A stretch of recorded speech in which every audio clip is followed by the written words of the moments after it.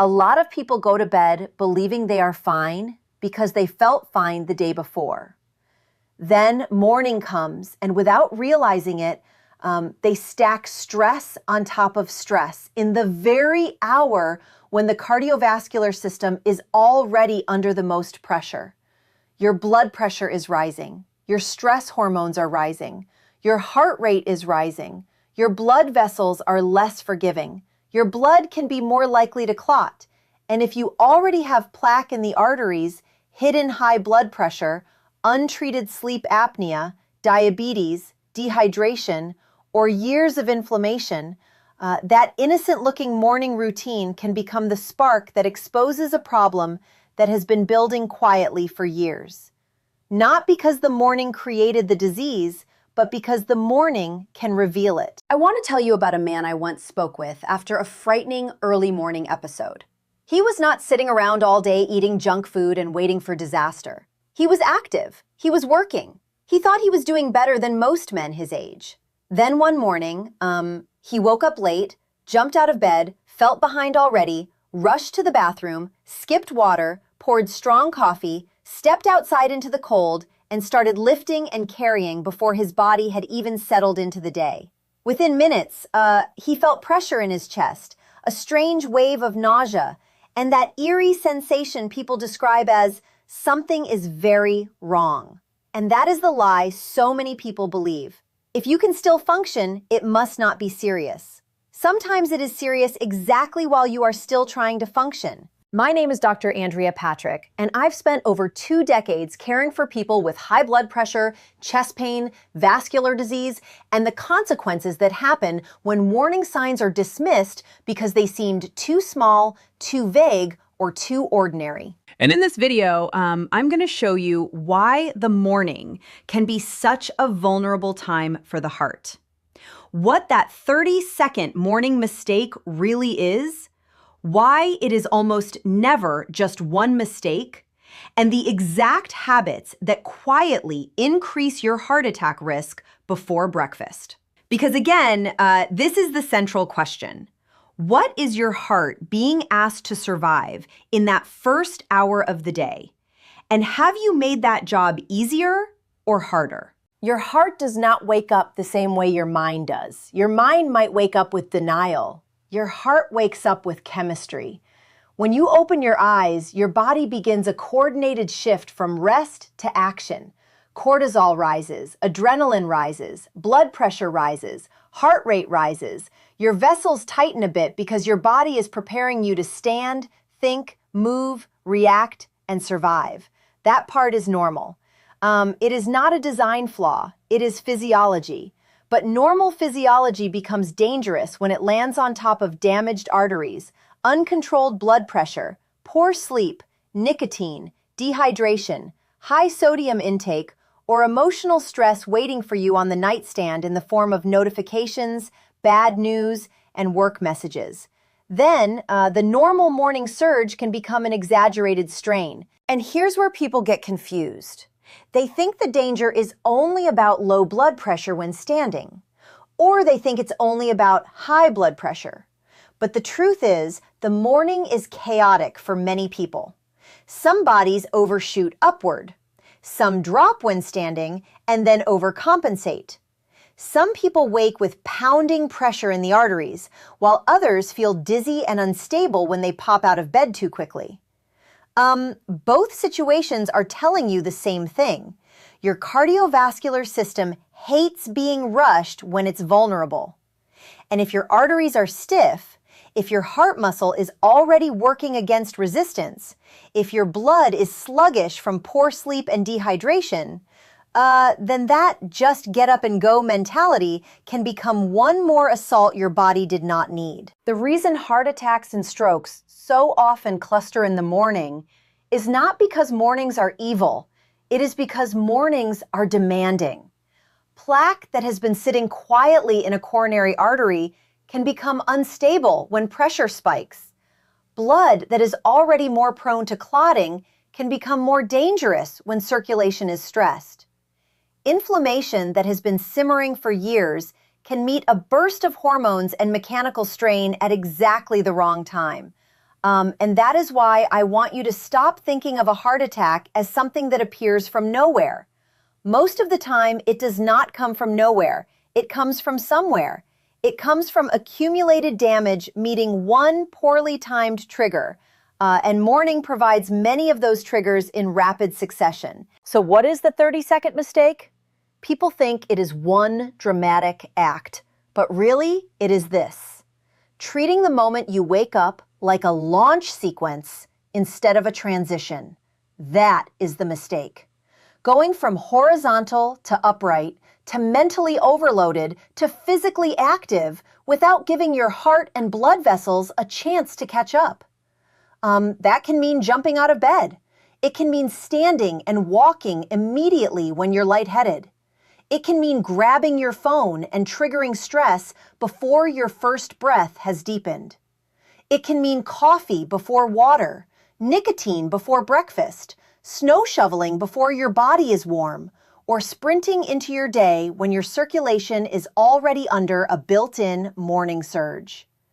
The real mistake is rushing the system that is keeping you alive. Villain number 1 is abrupt waking and immediate standing. When you rise too fast, especially if you are older, dehydrated, taking blood pressure medication, dealing with diabetes, or already have circulation issues, your body may not adapt smoothly. Blood can shift downward. Your brain can briefly get less perfusion.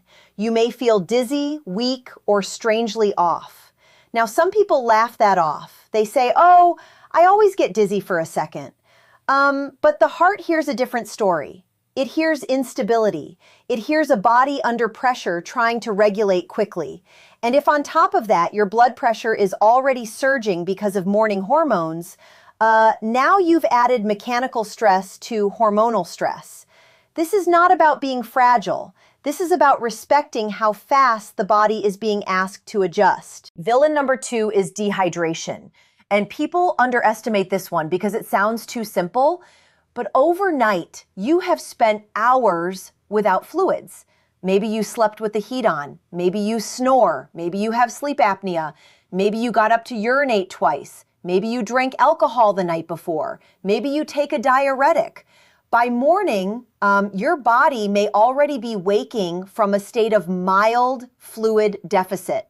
Now, mild dehydration does not always mean your blood pressure crashes. Sometimes it means your circulation is less efficient, your heart works harder, your blood volume is less forgiving, and the whole system becomes more reactive.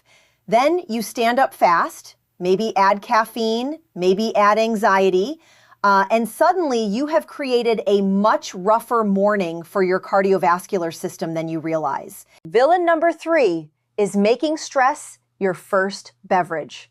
And yes, for some people, that is coffee.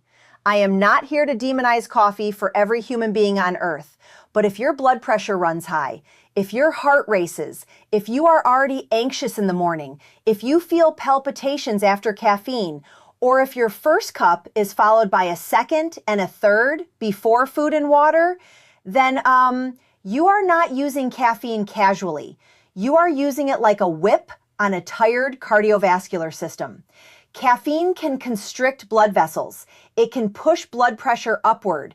It can make a controlled blood pressure look uncontrolled. And people miss that because they say, "But I've always had coffee." Yes, and people have also always ignored small stress signals until one day the body stops being polite about it. Villain number 4 is nicotine first thing in the morning. This one is brutal because the first cigarette, the vape hit, the nicotine pouch, the quick fix people think is calming them, is often doing the exact opposite to the cardiovascular system. Nicotine drives up heart rate. It tightens blood vessels. It raises blood pressure. It increases demand on a heart that is already waking into a hormone surge. And if you have plaque, if you have narrowing in the arteries, if you have clotting risk, if you have inflammation, then nicotine is not a comforting ritual. It is an accelerant. Some of the most dangerous habits are the ones people call my little routine. because routine feels safe.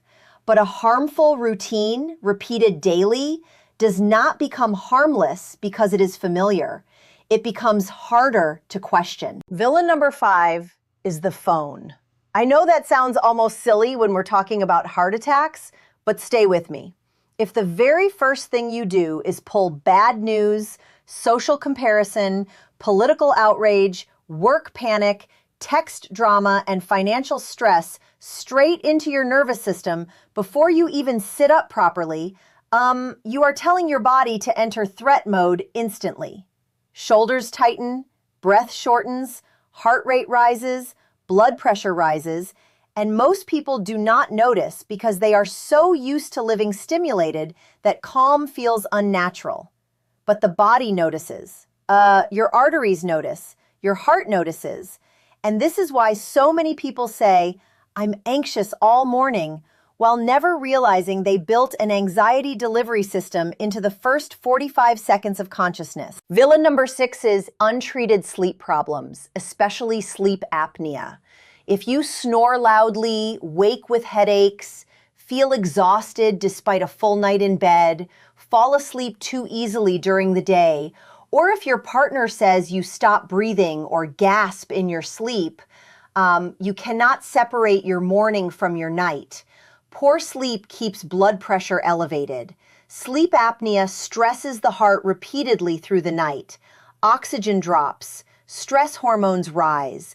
The body never gets the restorative reset it was supposed to get. Then you wake up not from true rest, but from a night of repeated cardiovascular strain. And that person often says, "I don't know why mornings are so hard on me." Mornings are hard because your body was fighting all night and you're calling it sleep. Villain number 7 is skipping your prescribed medications because you were in a rush or because you felt okay. This is how people gamble with their own physiology. They think one morning does not matter. But for blood pressure medications, anti-anginal medications, diabetes medications, and other cardiovascular treatments, consistency matters enormously. The body does not care whether you forgot because you were busy. It only responds to what is and is not in your system. If your morning is already a time of blood pressure rise and cardiovascular demand, then skipping the medicine designed to smooth that demand can be a serious mistake. And people often do this on exactly the kind of morning when they are also rushing, stressed, dehydrated, and heading into physical activity. That is how small errors pile up into dangerous mornings. Villain number 8 is the American breakfast ambush. I'm talking about the drive-through biscuits, sausage, cheese, hash browns, giant sweet coffee, or the sugary cereal and salty processed foods people inhale because they are late. Now, one breakfast does not create heart disease, but habits do. And the morning meal matters because if you are loading your body with sodium, sugar, saturated fat, and stimulation right as blood pressure is rising and vessels are under strain, you are not helping the situation. You are escalating it. People don't think of breakfast as cardiovascular stress. They think of it as fuel. But fuel quality matters. Some breakfasts steady you. Some breakfasts inflame you, spike you, bloat you, and make you more sluggish while your heart works harder. The label breakfast does not automatically mean good for your heart. Villain number 9 is sudden heavy exertion too early. This is the classic man shoveling snow, dragging trash cans, carrying heavy boxes, sprinting upstairs, mowing the lawn in summer heat, or deciding the best way to become healthy is to do intense exercise the second he wakes up without hydration, warm-up, or awareness of symptoms. The problem is not movement. Movement is life. The problem is unprepared exertion.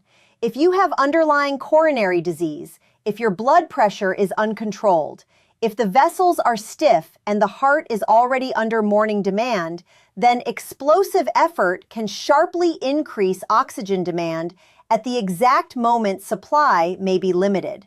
And the cruel part is, people often call these moments healthy because they were being productive active, or disciplined right before the event. Villain number 10 is the most deceptive of all: feeling normal. This is why heart disease wins so often. You assume that because there was no dramatic warning, there is no danger. But high blood pressure usually does not send an invitation. Plaque buildup rarely announces itself politely. Poor sleep may have become your normal.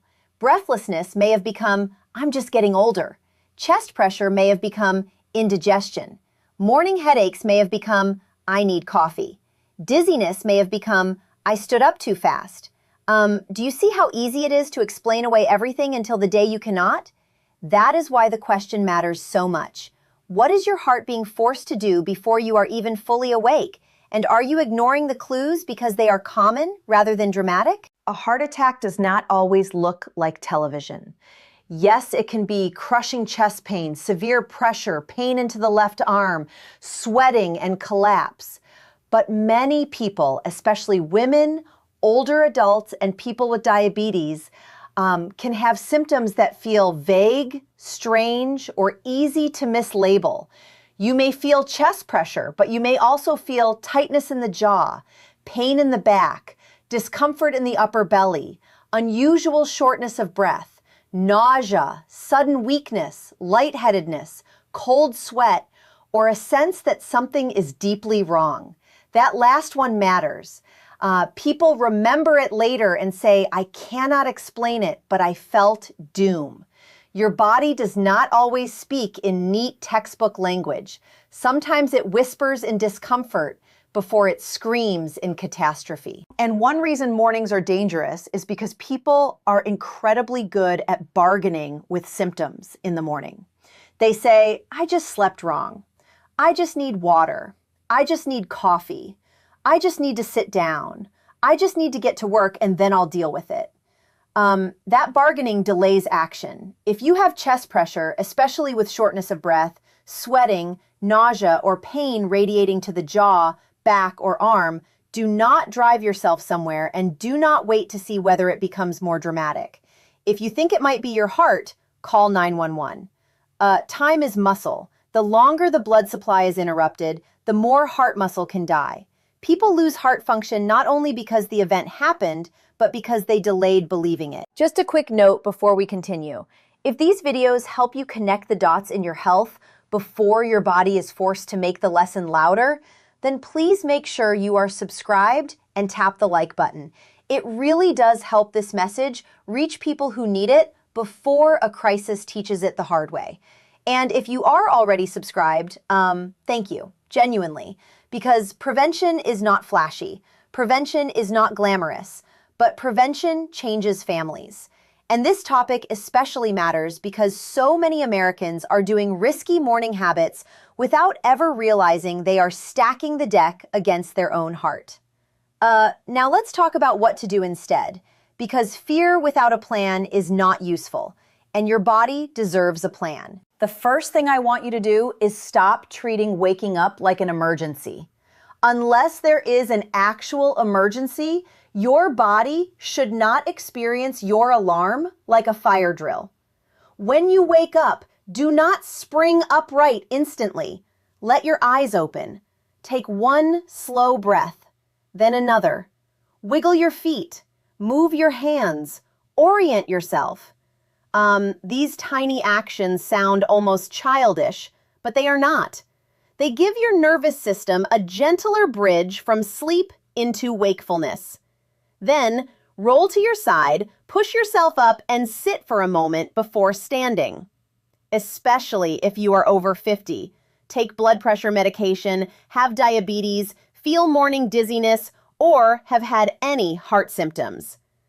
Sitting first is not weakness. It is smart cardiovascular pacing. While you are sitting, use your breath on purpose. This is not mystical, it is mechanical. If you inhale through your nose for 4 seconds and exhale slowly for 6 seconds, even just for a few rounds, you can reduce that frantic, shallow, threat mode breathing so many people default to without noticing. Longer exhales tell the body it does not need to fight yet. Your jaw softens, your chest loosens, your heart rate may settle a little, your blood pressure may behave more rationally. And here is what I love about breath work. It is free, it is immediate, and it teaches you what state you were actually in. If 3 slow breaths make you realize how revved up you were, that means your morning wasn't neutral. It was already stressing your heart before you even stood. Then drink water before you drink stimulation. I did not say never drink coffee again. I said do not make caffeine your first act of intimacy with your body. Keep water by the bed if you need to. Take a few meaningful sips before the day grabs you. And if you wake up dry, headachy, puffy, or your urine looks concentrated, that is even more reason not to skip this. Hydration is not a miracle cure, but it is one of the simplest ways to reduce unnecessary morning strain. A lot of people think they need energy when what they actually need is circulation support, a quieter nervous system, and less reactivity. Sometimes water is the difference between easing into the day and crashing into it. Next, if you take prescribed morning medications, take them consistently the way your clinician instructed you. Do not create a chaotic cardiovascular experiment at 6:30 a.m. because you were distracted. I cannot tell you how many people have preventable spikes, symptoms, and panic because they turned medication into an optional suggestion based on mood. If your doctor prescribed it, there was a reason. Your body does not award you bonus points for toughness because you skipped a tablet and powered through. If you are unsure whether a medication is causing dizziness or whether timing needs adjustment, that is a conversation to have before the crisis, not after. Treatment should be personal, but inconsistency is not personalization. It is risk. And now we come back to coffee. If you love coffee, fine, but test your relationship with it honestly. Do not assume tolerance just because habit exists. On a few different mornings, check how you feel before caffeine and then 30, 60, and 90 minutes after. Do you get jittery? Does your chest feel tighter? Do you feel more anxious, more flushed, more headachy, more aware of your heartbeat? If you have a home blood pressure monitor, check the numbers. Let your body answer the question instead of your routine. Maybe coffee is fine for you in moderate amounts. Maybe it is not fine on an empty stomach, first thing, after bad sleep, or when your blood pressure is already elevated. That kind of self-observation is how prevention becomes personal. If nicotine is part of your morning, the safest move is simple. Do not use it. I know quitting is not simple emotionally, but the message medically is simple. If you want to lower cardiovascular risk, remove the thing that constricts vessels, raises heart rate, worsens blood pressure, damages the arteries, and keeps the whole system inflamed. And if you tell yourself, I only use a little in the morning, that's exactly the point. The morning is the worst time to add one more spike to a body already in a physiologic surge. If quitting feels impossible, get help. Do not let pride keep you addicted to something that your heart experiences as aggression. You are not weak for needing support to quit. You are wise for refusing to normalize a daily cardiovascular attack. Then protect your first 5 minutes from digital chaos. Do not let the world enter your bloodstream before your feet even touch the floor. If you need your phone for the alarm, fine. But do not immediately scroll, email, argue, doom scroll, or absorb breaking news. Give your nervous system a buffer. Look out a window, notice daylight, sit in silence, say a prayer, breathe, stretch your hands. Whatever creates steadiness for you, do that first. Movement is still important, but timing and intensity matter. I want you to move in the morning, but I want you to move intelligently. Start with gentle range of motion, a short walk, light mobility, easy stairs, a few minutes of gradual warm-up. Do not turn the first moment of consciousness into a boot camp if you have cardiovascular risk factors, symptoms, or you are out of condition. And especially do not combine bad sleep, no water, caffeine, nicotine, emotional stress, and sudden exertion. Then act surprised when your chest complains. The body is not confused, it is overloaded. If you are someone who shovels snow, works outdoors, or does labor early, the warm-up matters even more. Your heart deserves a ramp, not a cliff. Breakfast should calm the system, not ambush it. That means less sodium, less sugar overload, less greasy heaviness, and more actual nourishment. Think oatmeal, fruit, yogurt without excessive sugar, eggs with vegetables, beans, nuts, seeds, leftovers from a healthy dinner, or something simple that does not slam your blood sugar and blood pressure while leaving you bloated and sluggish. A lot of Americans are eating breakfast that behaves like a dare. Sweet coffee drink, processed pastry, salty sandwich, no fiber, no potassium, no balance. And if you snore, gasp, wake with headaches, or feel unrefreshed no matter how long you sleep, please stop treating that as just a personality trait. Poor sleep is not neutral. Sleep apnea is not just annoying snoring. It can contribute to high blood pressure, heart disease, stroke risk, and miserable mornings. Now let me be very clear. Prevention is not permission to self-manage an emergency. If you have chest pain, chest pressure, sudden shortness of breath, pain going into your arm, jaw, neck, or back, unusual sweating, nausea, dizziness, or that unmistakable sense that something is wrong, do not turn this into a self-experiment. Do not keep checking your blood pressure every 5 minutes while symptoms build. Do not sit in your kitchen bargaining with your body. If you think it might be your heart, call 911. The mistake I see all the time is people trying to earn certainty before they deserve help. You do not need perfect certainty to act on a possible emergency. You need enough concern to protect heart muscle while there is still time to protect it. And I want to say something important for women, because women are often taught to doubt themselves medically. Many women do have chest discomfort with heart attacks, but many also have more subtle symptoms: shortness of breath, fatigue, nausea, pressure in the back or jaw, a strange heavy feeling, or a wave of weakness they cannot explain. And because those symptoms do not match the Hollywood version, one more thing people miss: morning symptoms that keep repeating are not random. If every morning you wake with a pounding head, feel winded getting ready, notice chest pressure walking to the car, feel dizzy when you stand, or have palpitations after that first cup of coffee or first cigarette, that pattern matters. Patterns are how the body tells the truth before the emergency. Random things happen once. Physiologic problems often happen in patterns. So let's answer the central question. What is your heart being forced to do before you are even fully awake? For many people, it is being forced to handle a normal morning hormone surge, plus hidden high blood pressure, plus poor sleep, plus dehydration, plus caffeine, plus nicotine, plus emotional stress, plus sudden standing, plus maybe a salty breakfast or immediate physical strain. That is not one villain. That is an ambush. And this is why the 30-second mistake matters.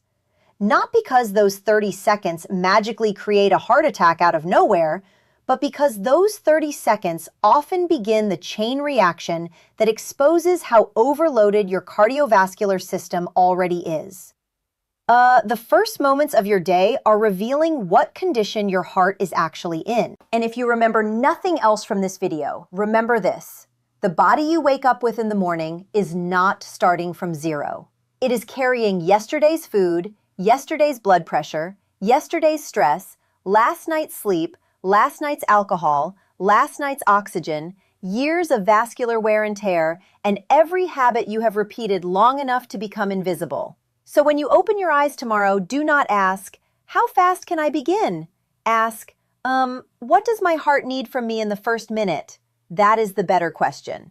Because the people who protect their hearts are usually not the people doing one heroic thing once. They are the people who stop making small, harmful things look normal, and they do it before the emergency forces them to.